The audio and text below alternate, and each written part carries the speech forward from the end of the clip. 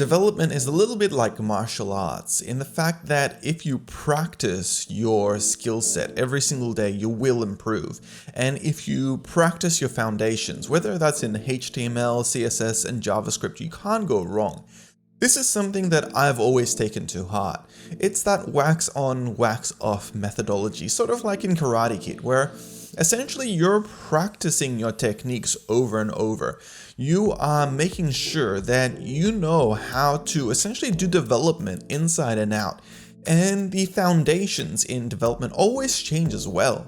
Development in HTML, CSS, and JavaScript doesn't stay static. In our changing world of technologies and frameworks and libraries, they constantly update too.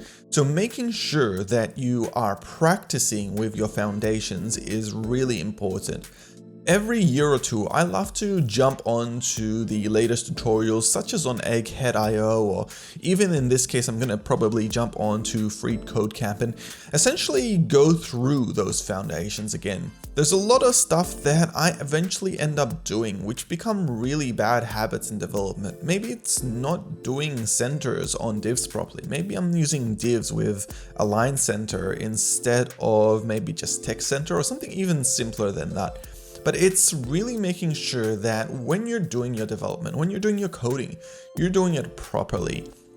I know that when I was doing development, 5 to 10 years ago, and I was creating a function in JavaScript, no one cared that it was just called a couple of letters, or there was no really meaningful structure around it. Whereas these days, there are great ways to make functions and variables where you're using syntax, where it's self-explanatory what the function is and what the variable is grabbing. And it's small things like this where you're practicing your foundations in JavaScript that makes your code a lot easier to look back on and read. Because I know that if I look at some of the foundations of JavaScript I used to write, it was completely terrible, as I can assume everyone's is. This is the same in HTML. In the past, we were using things like tables and trying to align things around there, and that was absolutely horrible, but that was the foundations of, 10 to 20 years ago. Then we moved on to divs and we started using floats, and as horrible as those were, we eventually moved to display flex, and slowly, the foundations of what you utilize in development, whether it's in HTML or CSS, do change. And it's because of these reasons that we do have to stick with it, and we have to relearn what those foundations are every few years.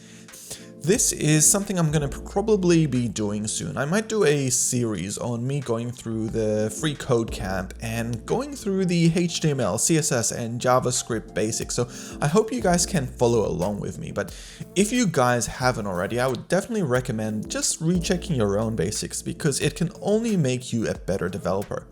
Anyway, my name is Adrian and I do videos around design and development, so if you guys like this kind of content and you want to see more like it, hit like and subscribe, and I'll see you in the next one. Thank you.